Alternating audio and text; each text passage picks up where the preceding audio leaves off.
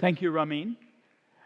My title is Exploring First-Line Use with Dual Ang-2 VEGF-A Inhibition. I'm from Sydney, Australia. In the Yosemite and Rhine pooled data, you can see more than almost 1,900 people. There were robust vision gains, about a 2-line vision improvement by 1 and 2 years that was equivalent to the gains achieved in aflibercept Q8 weekly after loading. There were 3 groups: faricimab loading, then Q8 weekly, aflibercept loading, and then Q8 weekly, and then faricimab treat and extend. You can see the difference was in the central subfield reduction.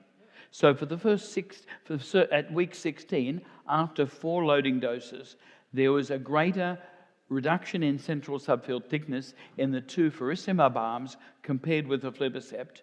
And by the end of the study, the average 92 to 100 week, you can see that gain in, or that reduction in central subfield thickness persisted, and those were significant.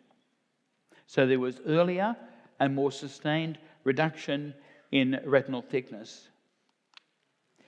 There were also decreased macular leak. So at week 16, after the 4 loading doses, and this is where there was a head-to-head period, exactly the same number of injections in the 3 groups.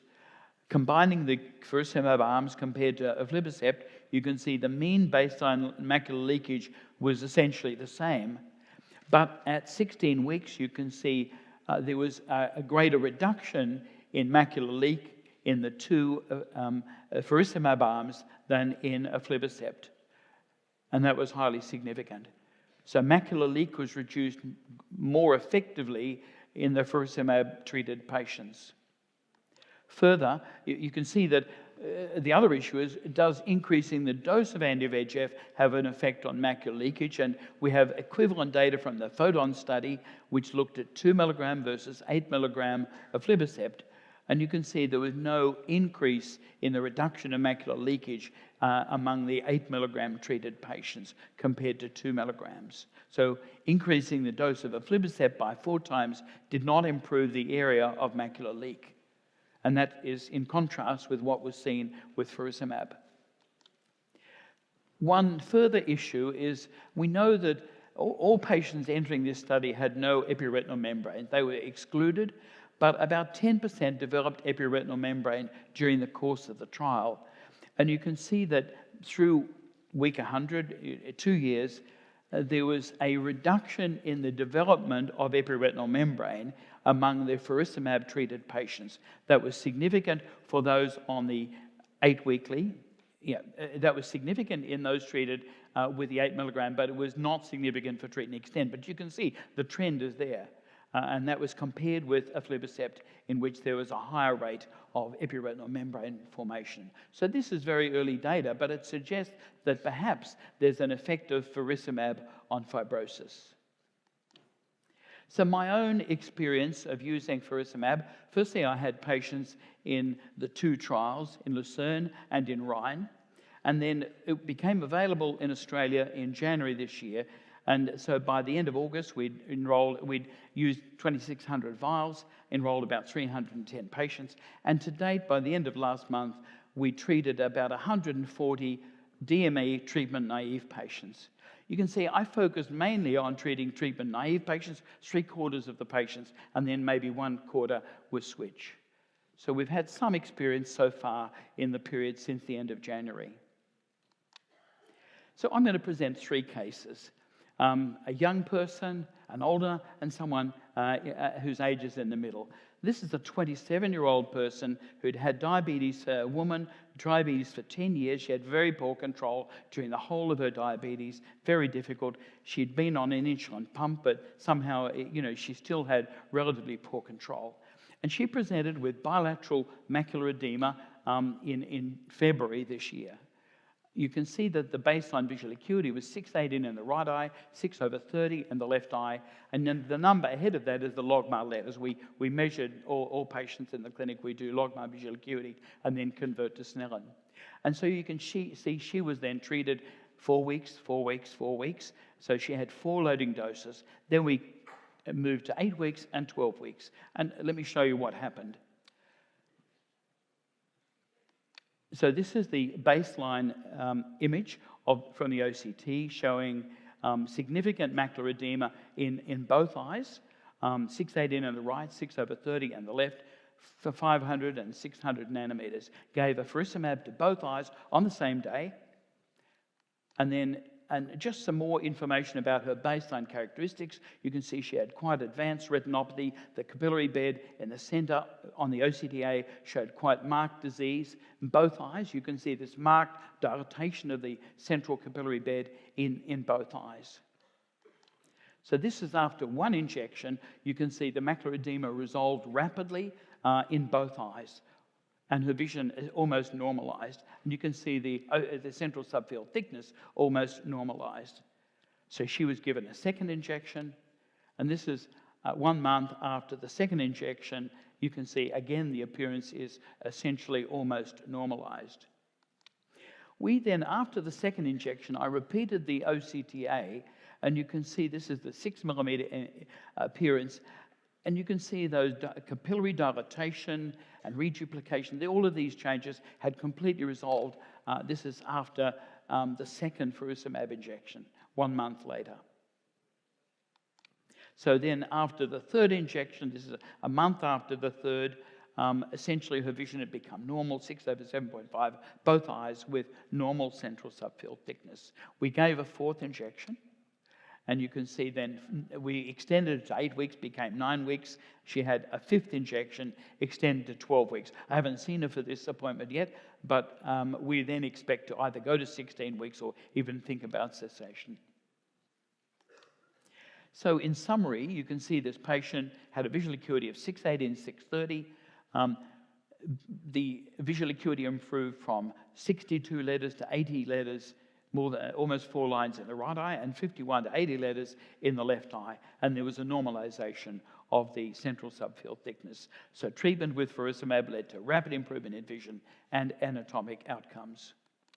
Second patient, 67, male, diabetes for 17 years. He had a visual acuity of 618 in the right, 6/9 in the left, with central subfield thickness of about 400 and 340 microns in the right and left eyes. You can see the summary at the bottom shows that we gave essentially 4 injections at 4-week intervals. The last became 6, and then I extended to 8 and then 8 because there was still a little bit of edema. And I'll just go through his images. You can see this is the baseline image of the right eye on the left-hand side, 618 vision, 6/9 in the left, little epiretinal membrane in the left eye with subretinal fluid as well as intraretinal fluid. First injection and then see in 4 weeks. This is the appearance also at baseline of the fundus. You can see at exudate, temporal to the macula in both eyes, particularly in the right eye, and there were fine new vessels at the optic disc in both eyes and elsewhere in the left. So there's quite a lot of ischemia. He's got associated proliferative retinopathy as well as the diabetic macular edema. So this is after the first injection. There was a rapid improvement in the central subfield thickness, and the edema and visual acuity improved in both eyes, 612 to 6/9. And you can see this is a month after the second injection, again, further improvement. And then after the third injection, 6 weeks later, the exudate's now beginning to go in the right. And now 7 weeks after the fourth injection, where the exudate's still present, but the central subfield thickness is essentially normalized. There's a little bit of thickness on the right side. And this is after the fifth, and we then extended him to 12 weeks after this.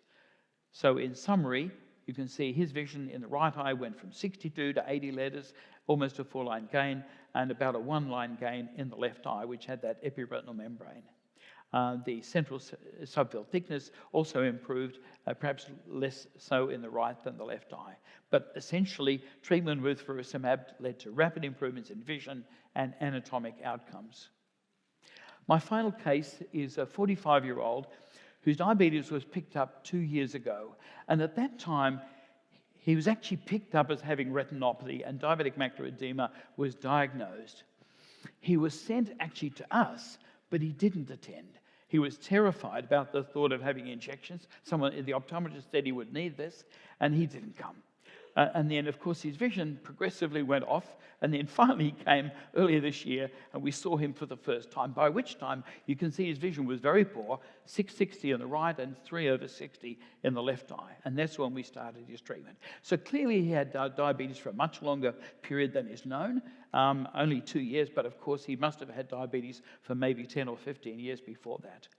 So you can see the summary below this is that 4 weeks, we went to 6, he couldn't make it then, and then 7 and 8.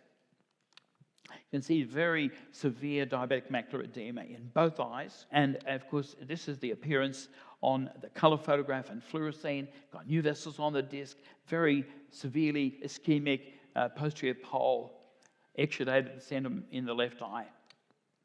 And this is the appearance on the OCT angiography, 12 millimeter sided images. You can see after the first faricimab, the new vessels on the disc regressed completely. I know this is not unique with faricimab, but of course it does help you enormously because we wanted to get on with laser for his proliferative disease, and we started laser shortly after that time. So in both eyes, you can see there was marked regression of the new vessels following that first injection. And so we could then start panretinal laser as well as the injections. And you can see this is the appearance now for 4 weeks after the first injection. Quite a marked reduction on the right side and the left, but the left didn't really improve in vision because of that fibrosis. Third injection, this is 4 weeks after the second. There's a slow but progressive normalization of the anatomy on the right side, less so in the left because of the scarring. And then after the third injection, 6 weeks later, fourth injection given, fifth injection 7 weeks later, and then this is the appearance after the fourth injection. You can see the effect of the panretinal laser in both eyes, and the macular edema is responding quite well.